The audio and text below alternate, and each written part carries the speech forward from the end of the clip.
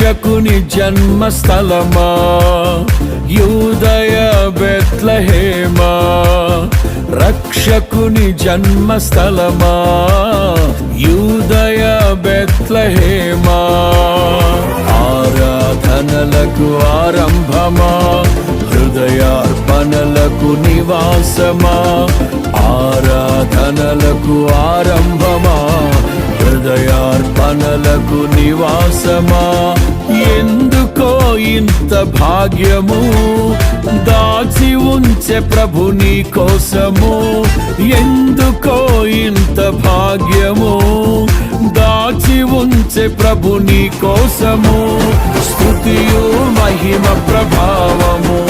ఎల్లవేళల ప్రభుకే చెందును, స్తుతియు మహిమ ప్రభావము